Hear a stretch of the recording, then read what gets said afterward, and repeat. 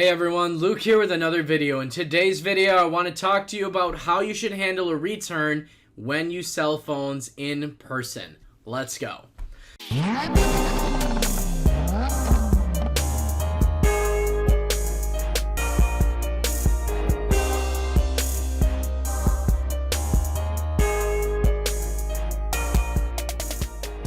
Hey everybody, Luke here. So today I actually took a return from a local customer on a Galaxy S10e.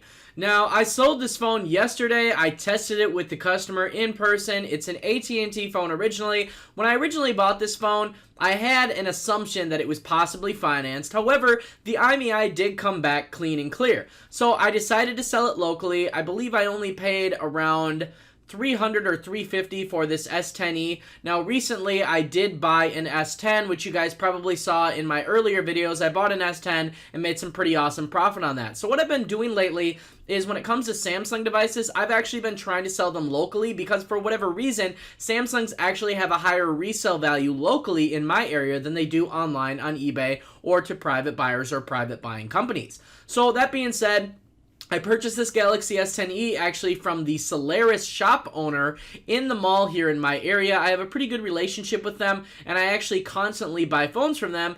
This phone was basically like new condition. It still had the sticker on it and everything, Galaxy S10e, as you can see here in the photo, and it had the sticker on the back. This thing is absolutely flawless, and I only paid him $300 for it, so I knew I was going to make good money. And I actually ended up selling it to a guy yesterday for $520. I had it listed for $550. He got me down to $520, and so that was that. But anyhow, that being said, the bigger problem is I went through the entire setup, installation, and process with him in person. His SIM card worked perfect. We made a test call off of it. We tested the internet. Everything was all good. Now, a day later, the phone stopped working. So, of course, the customer is angrily messaging me on Facebook Messenger, saying that he's going to call the cops, and he's going to do this, and he's going to do that, and he's putting all the blame on me, and I totally understand where he's coming from. To an average consumer, they don't understand the kind of scams that can happen in the mobile industry. So I calmly tell the customer, hey, it's no problem. Here's what probably happened. I bought the phone from Solaris. Whoever originally had the phone likely called it in as stolen. It is not a stolen phone. It was legitimately purchased. And what they do is they wait to get a new replacement phone in the mail, and then the scammer ends up with the money from the old phone that they sold and a brand new phone. After telling him this, the customer was totally in agreement and totally understood what was going on, and at that time, that is when I offered him a refund. Now, here's an interesting take on this situation. So I did message the owner of the Solaris store, and I told him about the situation and told him that the phone got reported as lost or stolen and asked if he could do the return and told him about the situation with the customer. Now, there's two ways to do business out there. There's the right way and that there's the morally wrong way.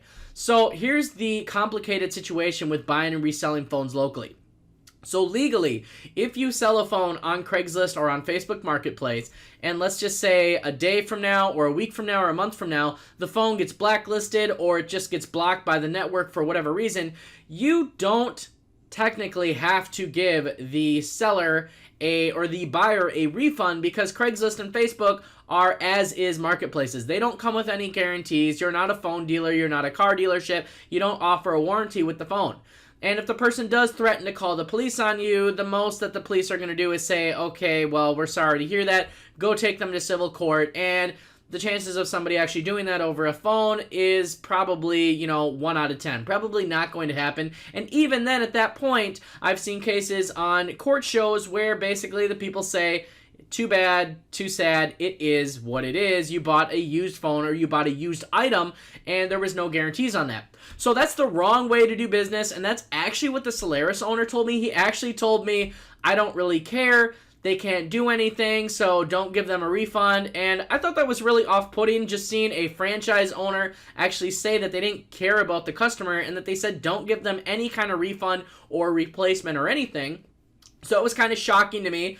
However, since we have a personal relationship, I'd messaged them and I said, this is not how I do business. I definitely want to be able to give this customer a refund. And if I can't sell this phone for parts, I would like you to take it back because this was not part of our agreement. It should not have been blacklisted. And, it's kind of on you. And since we have this personal relationship, he's willing to take the refund or the return for me. But when it comes to this random customer, the Solaris shop owner where I purchased the phone from actually told me to just basically tell the customer to screw off, not offer them a refund, and not offer them a replacement or anything, and just block them, because as I said earlier in the video, there's really nothing that they can do. But that being said, going back to one of two ways to do business, the right thing to do is to talk with the customer, inform them, and then offer them a refund, which I ended up doing. So after getting in contact with the customer today and talking to them, we ended up meeting up at a local McDonald's where we met before when I sold him the phone, and I ended up giving him back $520. He got a full refund. I explained to him, what kind of situations can happen when buying a used phone, kind of educated him a little bit, and he was very thankful, thanked me, and said, thanks for being straight up and everything, and actually giving me this refund. I was sweating about it all day, and, I said no problem and everything. And the sad thing is, I actually did have my phone in my shirt pocket recording the entire refund and everything.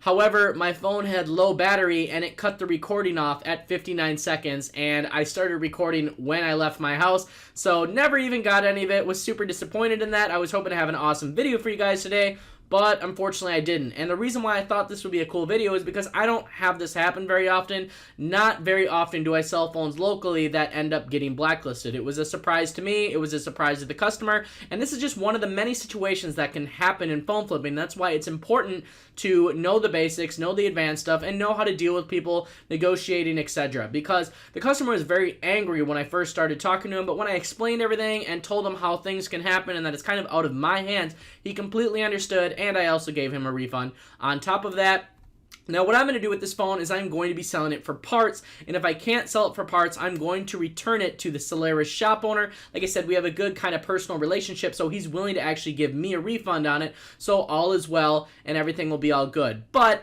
that is how you should handle a return in person. Inform the customer, number one, kind of let them know how and why situations like this can happen and that it's not your fault, because you don't want that customer running around saying, so-and-so's business is illegitimate, or, they sell bad phones, etc. You want to explain and inform the customer. That way they know why it happened and they don't just try and put the blame on you or have bad feelings towards you. And then number two, offer them a full refund. So that is how you should morally be doing business, especially if it's in person or if you're trying to build a brick and mortar store. What you also need to do is when you do the return, make sure the customer has all of the accessories or anything you sold the phone to them with, whether it's with the box or a case or a charger, etc. And also make sure the phone is in the same condition before giving them the full return, just like any other return out there. Luckily, this customer returned the phone to me in the exact same condition and there was no issues with it whatsoever. I actually have the phone sitting right here with me, so absolutely flawless, no problem. So I gave him a 100% full refund. So that being said, I hope this answers some questions out there. Hope this gives you some value, and I hope that it kind of gives you a moral perspective on the whole, returns in person situation. So that being said, make sure you smash that like button, hit subscribe, and I will see you all in the next video.